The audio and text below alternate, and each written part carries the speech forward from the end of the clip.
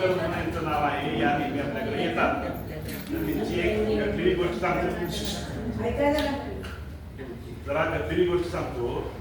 माझं काही हे नाही, नामस्मरणाचा परिणाम काय होतोय ते त्या स्वतः सांगते. त्या डॉक्टरने त्यांना सांगितलं होतं काही उपयोग घेऊन जावा. 3 महिने तुम्ही काही खाल्लेलं होतं, मी गेलो घरी वेळी पूर्ण झोपून होत्या. जे आता सगळ्या बहिणी बिनी जर अशा गोळा झालेल्या संपला आला तर ती बाई चालू झाली. मला अतिशय आनंद झाला. त्या सांगते, सांगा तुम्ही काय काय झालं, बोला तुम्ही.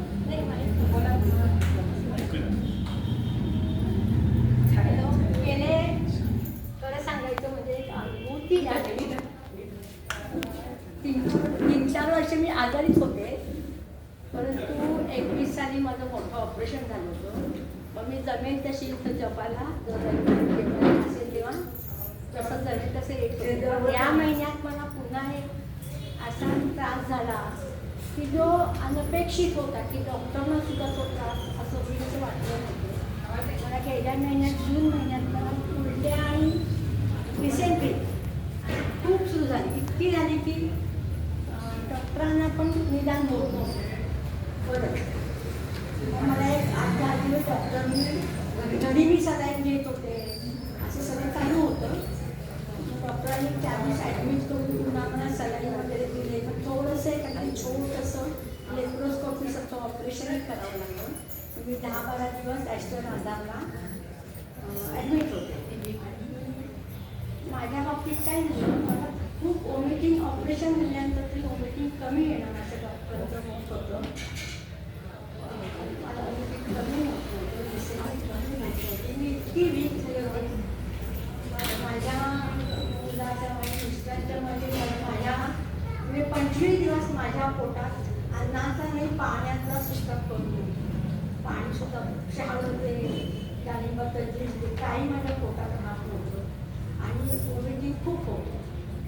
मग डॉक्टरने वगैरे पण काही थोडेफार केले, पण त्याच्यातून सुद्धा अजून एक त्यांनी सांगितलं होतं CT स्कॅन करून त्यांना नाकावाटे आणलं घालायचं.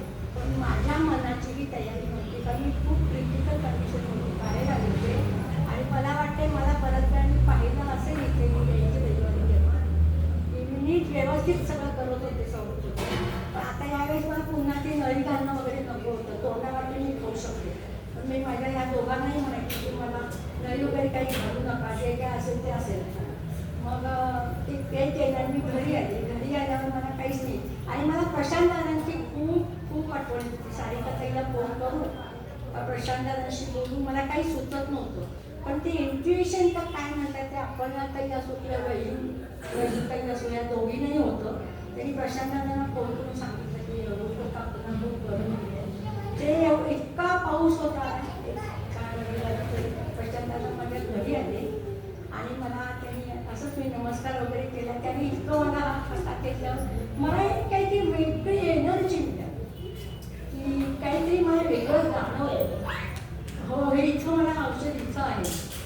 मग मला प्रशांतांनी भंडारा दिला रोज खायला. आणि तुम्हाला काही आता होणार नाही आहे, वॉमिटिंग वगैरे होणार नाही. त्या वेळेपासून वॉमिटिंग कमी झाली. म्हणजे दुसऱ्या दिवशी पण 2 झाल्या, पण आम्ही आपल्या त्यांना कळवायचं म्हणून कळवलं. पण ते कसं होतं, थोडं कमी होत आणि त्याचं शेवटचा खूप भाग होता.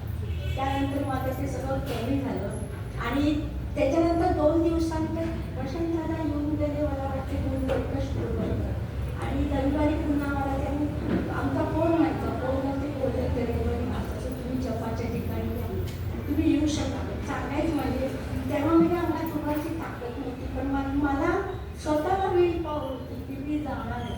माझे मिस्टर पण मला खूप कोऑपरेट करतात त्या बाबतीत. आणि खरंच सांगू का, अशा म्हणजे त्यांचा काही देवावर विश्वास नाही असं नाही, ते करतात दत्ताचं वगैरे. पण त्यांनी प्रशांत दादांना अनुभव बघितला, खूप मनाला ते ठेवलं. आणि त्या दिवशी आम्ही इथे येऊन गेलो त्या रविवारी की माझ्या डोक्यात फोनवर मी नीट ऐकलंच नाही का आधी फोन होते. आणि ते गार बंद होत नव्हतं तरी मी येऊन गेलो. म्हटलं माझी परमेश्वराची परीक्षा बघितली, हे येते की नाही सांगितल्याप्रमाणे. आपण आपली फेरी फुकट नाही केली. आपली परीक्षा आपण 5 झालो असेल माझ्या मनाला केलं. त्याप्रमाणे आजचा दिवस माझा मुलगा आणि माझी सून ऑस्ट्रेलियाहून आली आहे. पण लहान बाळ वगैरे घरात बोललं आणि तू तरी मला भेटायला आता आली होती. म्हणजे वेळ होतोय आम्ही दोघं जाऊन नमस्कार करून तरी येतो आले. आणि खरंच आणि आता आजारी असताना मला जॉब होत नाही आहे. मी प्रशासनाला प्रामाणिकपणे कबूल केलं की मला जॉब माझी आराधना काही होत नाही आहे. मला ताकद नाही आहे. ती ताकद थोडी द्यावी आणि ते सगळं माझं संकट त्यांनीच दूर केलेलं आहे आणि अजून दूर होणार